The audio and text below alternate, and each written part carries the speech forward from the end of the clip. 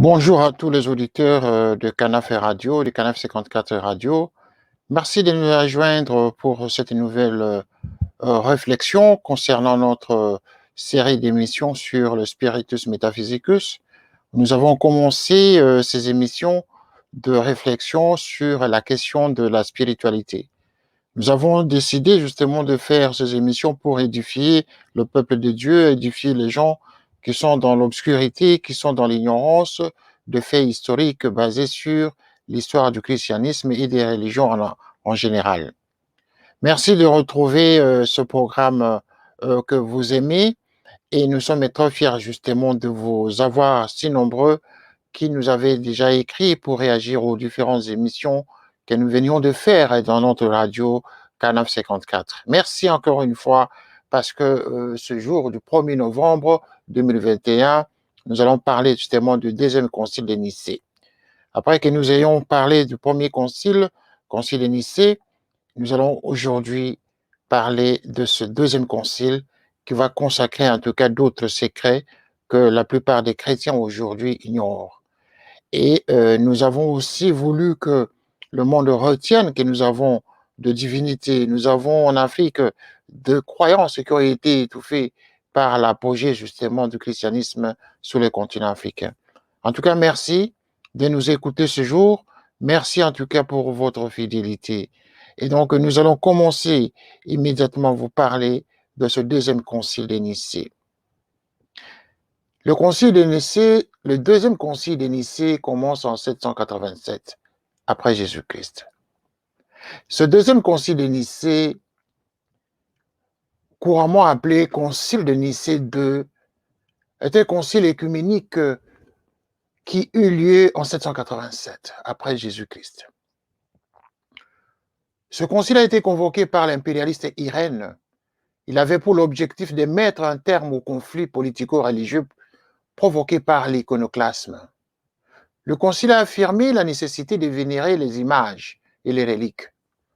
L'honneur n'est pas rendu aux images ni aux reliques, mais à travers elles, à la personne qu'elles représentent. C'est-à-dire à travers les images que l'on rend honneur, cet honneur va directement à la personne que ces images représentent. Voilà l'idée première justement de ce deuxième concile de Nicée. Quelles sont les raisons fondamentales, les raisons qui ont fait que ce concile soit convoqué? En effet, il a été noté que depuis le premier concile de Nicée, qui était tenu en 325, les conciles avaient pour thème commun Dieu.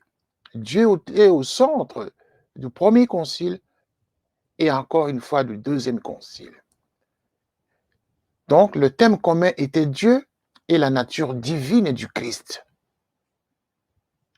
Le second concile de Nicée a une totale spécificité puisqu'il porte sur des questions théologiques annexes par rapport aux questions sur la nature divine.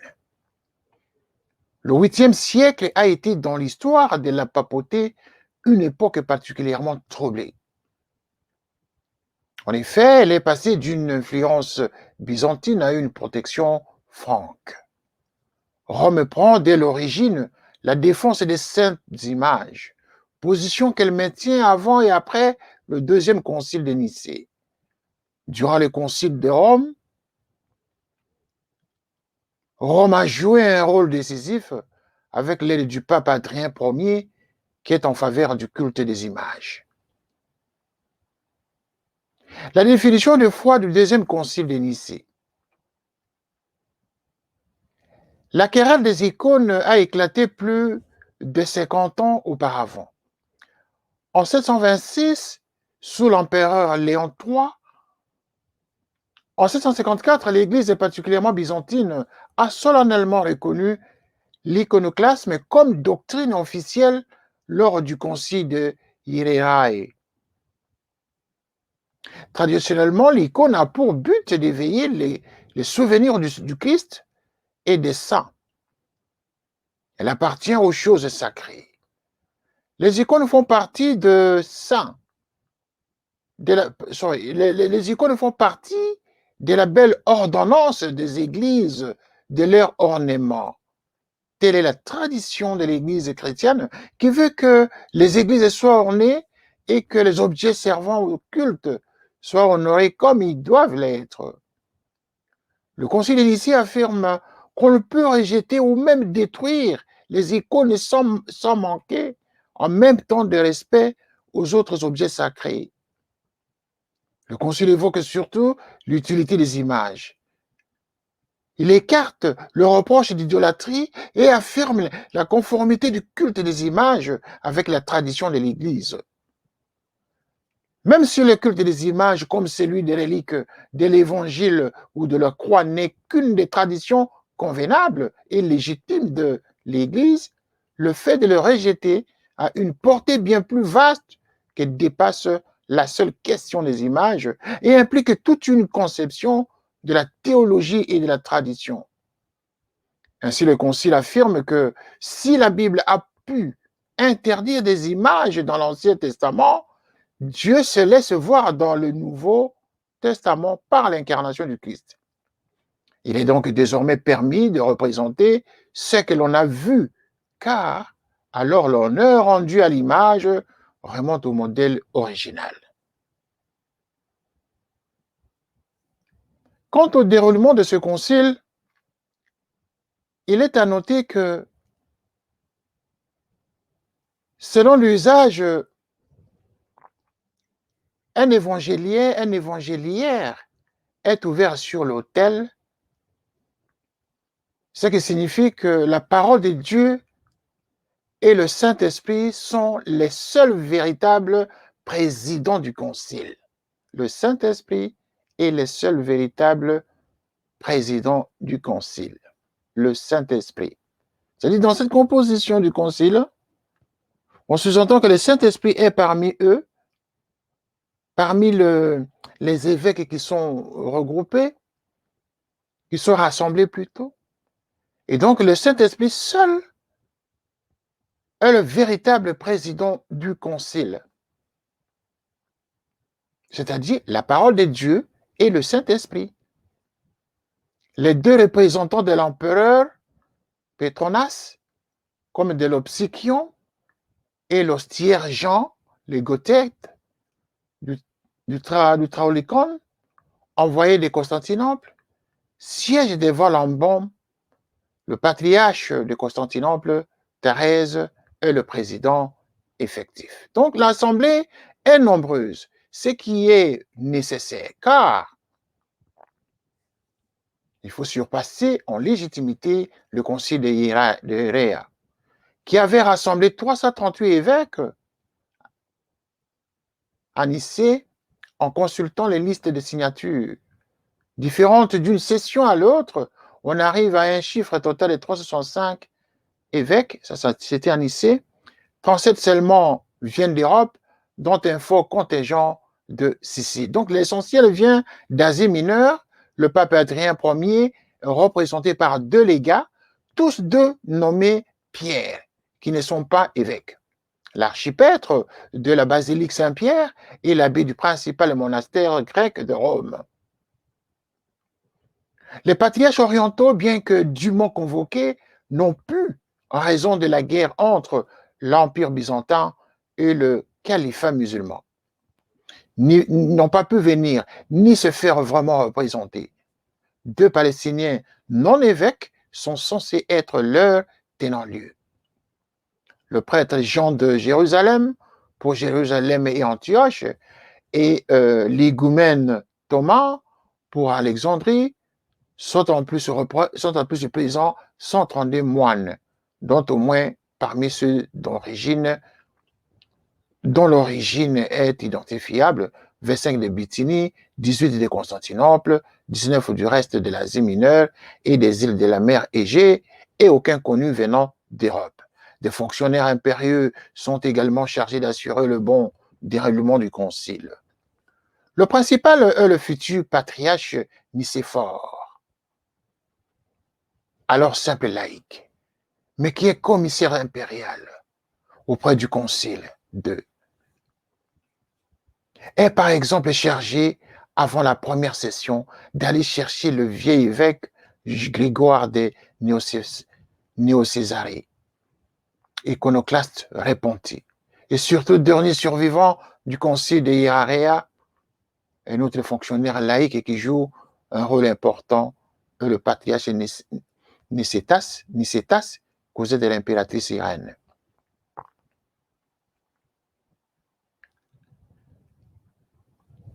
Une difficile reconnaissance du concile. Ce concile a été entaché de contestations. Ce deuxième concile de Nicée a eu beaucoup de contestations des évêques, mais néanmoins, ce concile a eu lieu sous des conditions.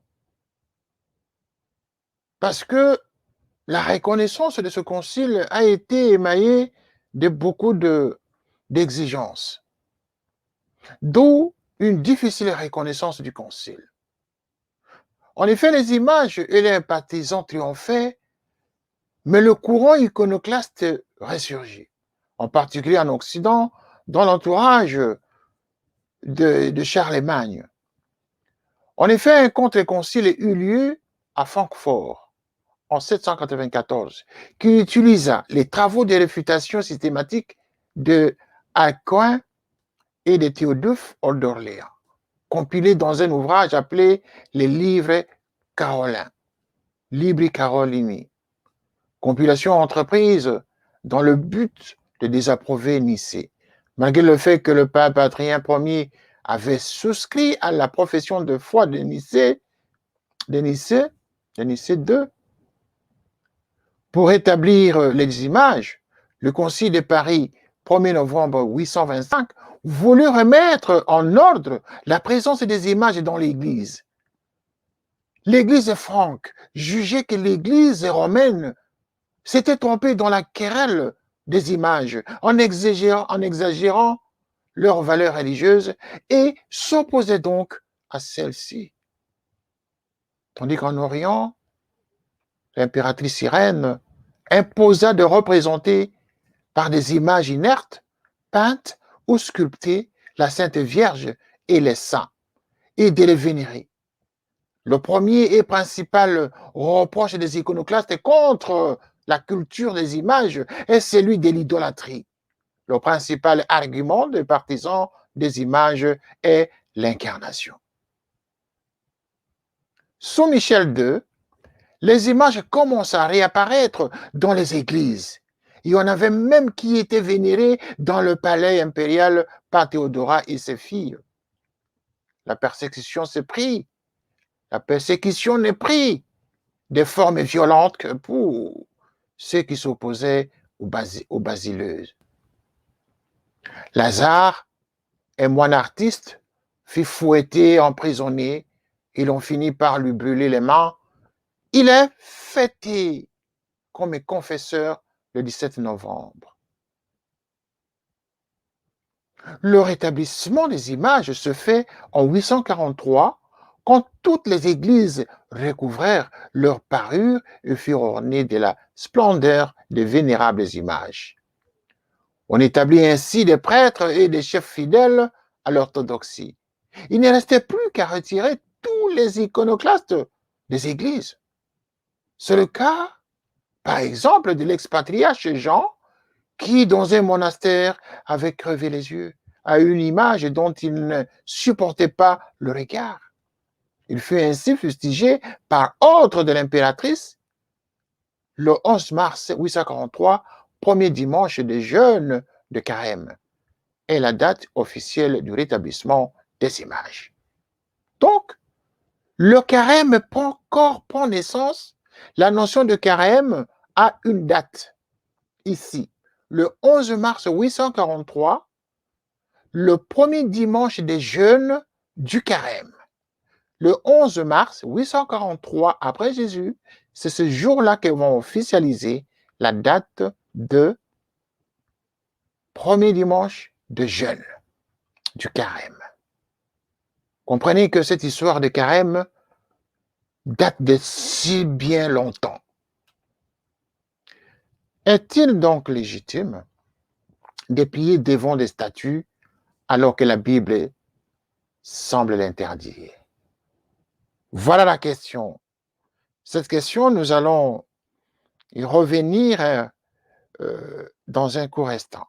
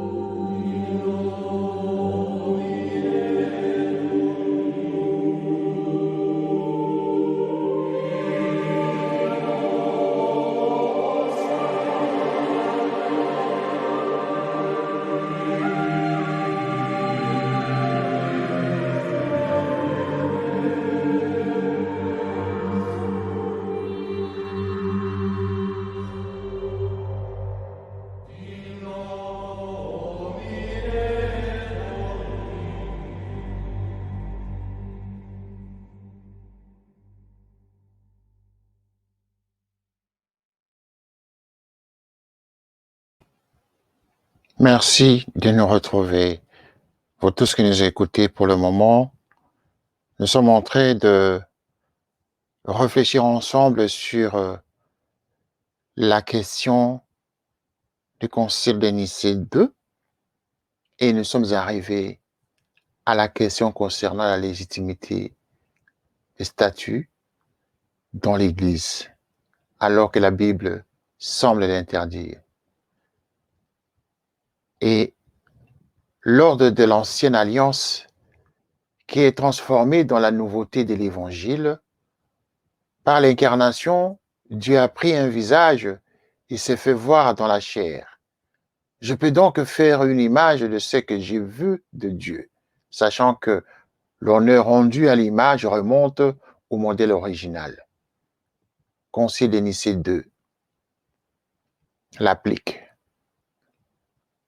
Donc, la pratique chrétienne est une nouveauté par rapport au judaïsme, qui semblait vouloir bannir toute image sculptée, avec notamment ce commandement du décalogue. Tu ne te feras aucune image sculptée, rien à ce qui ressemble à ce qui est dans les cieux là-haut, ou sur la terre ici-bas, ou dans les eaux, au-dessus de la terre. Exode 24, 20, chapitre 4, chapitre 20, verset 4. Ce n'était cependant pas un commandement imposé en Israël de manière absolue, et l'interdiction des statues avait surtout pour but de marquer la différence avec les diverses religions environnantes. La première église a peint des images dans les catacombes. Après la fin des persécutions, l'église a continué à faire de même, à grande échelle, avec des icônes, des mosaïques, les peintures, les sculptures. Mais une autre question se posait aussi. Qu'il s'agisse du Christ, de la Vierge ou des saints, quelle doit être l'attitude fidèle envers ces représentations? Faut-il vénérer les images? Le deuxième concile de Nicée répondait en pensant particulièrement aux icônes peintes, ou plutôt, comme l'on dit en Orient, les icônes écrites. Plus on regardera fréquemment ces représentations imagées, plus ceux qui les contempleront seront amenés à se souvenir des modèles originaux, à se porter vers eux, à leur témoigner en les baisant une vénération respectueuse sans que ce soit une adoration véritable selon notre foi qui ne convient qu'à Dieu seul. Mais comme on le fait pour l'image de la croix précieuse et vivifiante, pour les saints, les saints évangiles et pour les autres objets et monuments sacrés, on offrira de l'encens et des lumières en leur honneur, selon la pieuse coutume des anciens, car l'honneur rendu à une image remonte au modèle original. Quiconque vénère une image, vénère en elle la réalité qui y est représentée. Voilà l'idée majeure. Voilà l'idée majeure de reconnaissance des images. Quiconque vénère une image, vénère en elle la réalité qui y est représentée. Ce sont des résolutions du Concile de Nicée II. Les deux remises en question de l'iconoclasme et du protestantisme ont ensuite obligé à une justification qui fut donnée au Concile de Nicée de 787, c'est-à-dire au deuxième concile, puis au Concile des Trente en 1553. Ce Concile des Trente, nous en parlerons dans la prochaine réflexion, et là où nous verrons justement l'évolution ou l'application de toutes les résolutions du Concile de Nicée I et du Concile de Nicée II. La clé est que l'incarnation rend possible ce qui aurait été blasphématoire dans l'ancienne alliance, car Dieu a pris un visage. C'est Jean Damascène le dit. Autrefois, Dieu qui n'a ni corps ni figure ne pouvait absolument pas être représenté par une image. Mais maintenant qu'il s'est fait voir dans la chair et qu'il a vécu parmi les hommes, je peux faire une image de ce que j'ai vu de Dieu. Voilà. Autrefois, dans l'Ancien Testament, on n'a pas vu Dieu. Mais maintenant qu'on voit Dieu à travers Jésus-Christ qui est venu sur terre, et dont on dit qu'il est lui-même la Trinité, Dieu le Père, le Fils et le Saint-Esprit, ça voudrait dire tout simplement que Dieu se fait image déjà en chair. Et comme j'ai vu déjà l'homme, je peux déjà me faire une image de lui, et donc je peux sculpter, je peux créer, je peux faire une image de Dieu en chair, et le faire représenter par ceux qui ne l'ont pas vu. Donc, les honneurs rendus à l'image sont rendus indirectement à l'original. C'est-à-dire que tout ce que nous voyons dans l'Église catholique, c'est la pratique exacte, c'est la logique de ce qui a été décidé au Concile de Nicée II, dont on parle aujourd'hui l'idolâtrie des images. Le Concile de Nicée II a clos le débat en affirmant que l'honneur rendu à une image remonte au modèle originel, Saint Basile. Quiconque vénère une image, vénère en elle la réalité qui y est représentée. Le Concile de Trente continua à préciser la doctrine et à combattre la tentation de l'idolâtrie, les abus et les superstitions. Comprenez? Donc, le Concile de Trente, dont nous reviendrons plus tard, va combattre l'idolâtrie et les exagérations derrière cette adoration, derrière les honneurs rendus à une image. Le Concile des Trente va continuer à préciser la doctrine et à combattre la tentation de l'idolâtrie. Qu'en est-il en pratique? Les déviations sont toujours possibles parce que demeure la tentation de l'idolâtrie. Le Concile des Trente est bien conscient de ce risque trop réel. Il énonce la bonne doctrine et ordonne des mesures concrètes. On doit avoir regardé dans les églises les images du Christ, de la Vierge, Mère de Dieu, et celles des saints, en leur rendant l'honneur et la vénération qui leur sont dues. Non qu'on croit qu'il y a en elles du divin ou quelque vertu qui justifiait leur culte, ou qu'on doive leur demander quelque chose, ou qu'on doive mettre fermement Sa confiance est dans les images. Comme il arrivait autrefois aux païens qui mettaient leur espérance dans les idoles. Psaume 135, 18. Mais parce que l'honneur qu'on leur rend remonte aux modèles originaux qu'elle représente, ainsi à travers les images que nous baisons, devant lesquelles nous nous découvrons et nous nous prosternons, c'est le Christ que nous adorons et les saints dont elle porte la ressemblance que nous vénérons. Voilà c'est à quoi cette question évoque. Mais pour parler maintenant du deuxième sujet, et si dans ce concile on nous dit attention aux abus, car il peut y avoir des abus. Donc, nous allons parler des abus, les risques d'abus dans un court instant.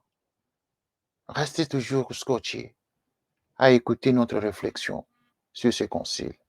À très bientôt. À très bientôt. À très bientôt.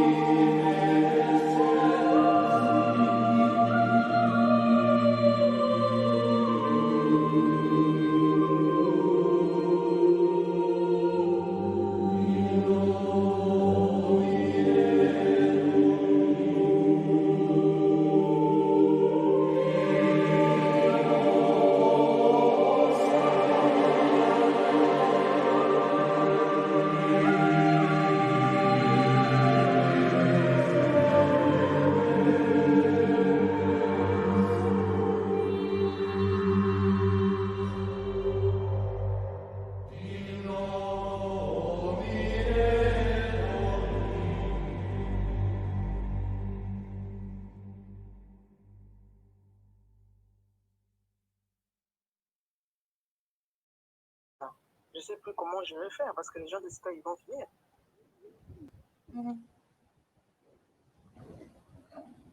Hold on.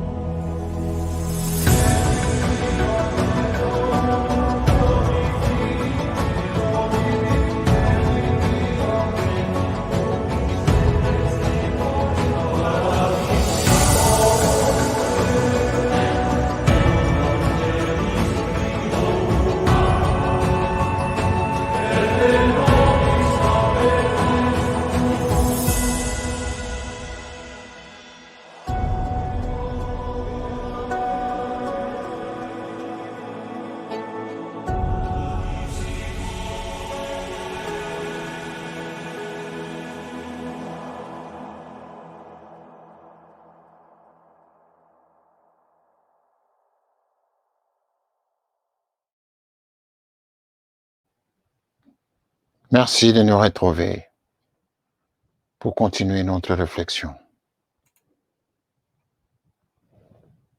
Les risques de dérive.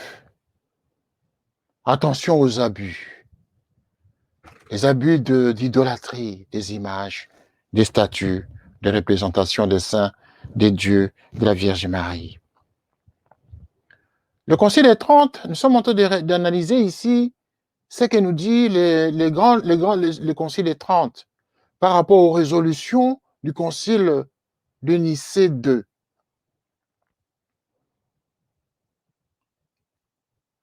Pour ce qui est des abus, on note ceci que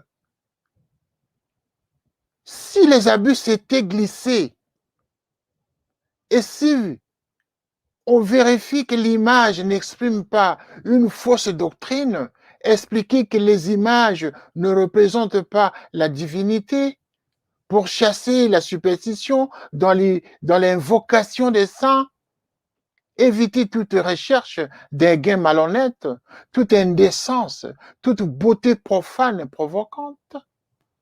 Le code de droit canonique, promulgué en 1983, consacre un article à ce sujet. À la question, la pratique qui consiste à proposer dans les églises des saintes images à la vénération des fidèles sera maintenue fermement, dit le latin. Toutefois, ces images seront exposées en nombre modéré et dans un ordre convenable pour ne pas susciter l'étonnement du peuple chrétien et ne pas donner lieu à une dévotion plus ou moins sûre. Les formules de bénédiction des images rappellent la dévotion sûre et orientent l'attention des fidèles vers le Christ, la Vierge et les saints. Amis du Christ et modèles à suivre pour entrer dans la gloire à venir. Le point commun de toutes ces prières, c'est de ne guère insister sur l'image comme telle et de passer immédiatement au fait spirituel que l'on peut attendre de leur vénération. L'exemple de la sainte Bernadette, est instructif. Elle n'avait pas besoin d'un support visuel pour prier la Vierge. Elle savait qu'aucune statue ne pourrait représenter celle qu'elle avait vue. Et pourtant, elle n'a jamais méprisé les statues, que ce soit à Lourdes ou à Nevers. Les formules de bénédiction des images rappellent la dévotion sûre et orientent l'attention des fidèles vers le Christ, la Vierge et les saints, amis du Christ et modèles à suivre pour entrer dans la gloire à venir. Voilà cette formule. Nous la répétons justement pour vous permettre de comprendre le corps de l'avertissement, le corps des réalités par rapport à la vénération justement des images. Et on parle de la sainte Bernadette. La sainte Bernadette, c'est cette religieuse justement qui avait rencontré Dieu, qui avait vu Dieu, et qui a prié Dieu, et qui sent Dieu autour de lui, et qui prie justement sans avoir passé par des images. C'est la raison pour laquelle ici on insiste en disant, elle n'avait pas besoin d'un support visuel pour prier la Vierge. La Vierge Marie s'était apparue en elle. Elle savait qu'aucune statue ne pourrait représenter celle qu'elle avait vue. Et pourtant, elle n'a jamais méprisé les statues, que ce soit à Lourdes ou à Nevers.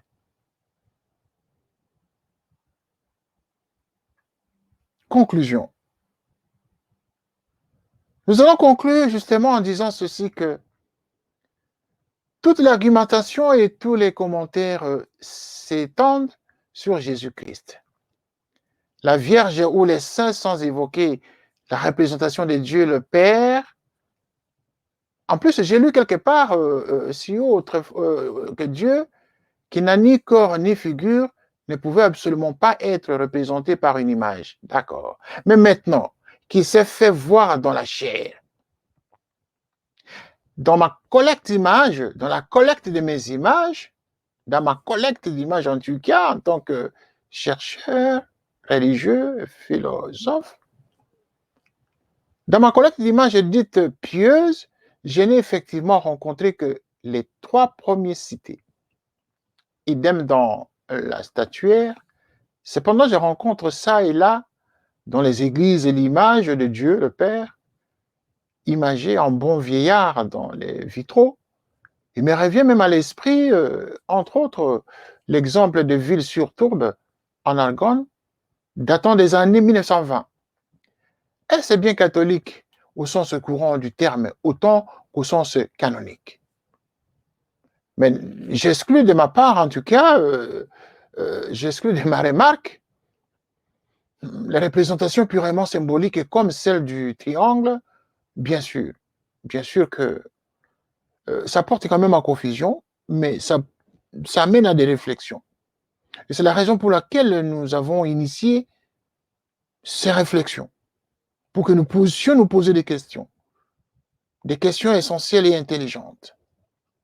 Ce n'est pas pour une statue que l'on prie, mais pour la personne ou la divinité représentée. Telles nous dit les résolutions du Concile de Nicée 2. Certains humains ont besoin parfois d'un support physique pour exprimer leur prière. Les lois doctrinales inspirées par le Christ ont été rédigées par des humains qui cherchaient l'idéal pour leur conscience personnelle, mais pas toujours à la portée de tous. Honorer Dieu et tous les saints et aimer son prochain. C'est déjà pas mauvais tout ça. Si on le sait en toute sincérité, la forme n'est que secondaire. Enfin, je ne peux que conclure en disant, en tout cas, le dernier mot, que l'homme est depuis toujours et a toujours besoin d'un support pour l'amener à asseoir sa réflexion. Cela a toujours été ainsi. La grotte de Lascaux, par exemple, en témoigne. Tandis que le commandement de Dieu recommande de ne pas le faire. Et que faire alors? Que doivent faire l'humanité? Que doivent faire les chrétiens? Ceux qui pensent que Dieu réside dans le christianisme, ceux qui pensent que seul le christianisme serait la véritable religion qui soit capable de présenter Dieu. Ceux qui pensent que sans le christianisme, Dieu ne pourrait pas agir. C'est cela notre question aujourd'hui. Le Concile de Nicée vient de nous révéler ses secrets. Nous en avons entendu autant. Mais qu'est-ce qu'il faut retenir? Qu'est-ce qu'il faut retenir ici? À chacun sa symbolique, à chacun sa manière de comprendre le Concile de Nicée 2. Nous avons ainsi terminé notre réflexion. Dans notre programme, en tout cas, il a été question que nous puissions parler de ce Concile de Nicée 2 pour faire la suite logique du premier concile. Mais nous reviendrons plus tard pour vous parler de certains thèmes, de certaines thématiques que vous avez pu suivre dans notre réflexion sur le concile de Nicée 1, parce que le premier concile, c'est-à-dire ce concile de Nicée, le premier concile de Nicée, c'était un concile œcuménique qui s'étendait à l'Église entière. L'Église a été persécutée. Après que l'Église soit persécutée, il avait fallu le courage de l'empereur Constantin pour convoquer ce concile. Et lorsque les conciles sont convoqués, c'est parce qu'il y a des problèmes. Et donc, le pasteur, le pape convoque les évêques pour en discuter, pour mettre de l'ordre. Mais dans le cas du concile, le premier concile ici, concile de Nicée 1, nous avions l'empereur Constantin. On n'avait pas encore de pape à ce moment-là. Et donc, l'empereur lui-même avait convoqué pour le besoin, le bon fonctionnement de son empire, afin de mettre de l'ordre dans l'empire, dans l'Église. Et donc, Ils se sont réunis et le concile a connu la paix, a connu donc son effervescence par rapport aux résolutions qui ont été prises. Et donc, au regard de tous les conflits, le concile a été convoqué. Les évêques devaient être là, y compris d'autres témoins, pour discuter des problèmes qui causaient la dissension au sein de l'Église pendant l'Empire. Voilà la raison pour laquelle le premier concile a été convoqué, les dissensions au sein de l'Église. Et donc, nous allons ainsi terminer ce programme, cette réflexion, tout en vous disant que nous allons revenir encore une fois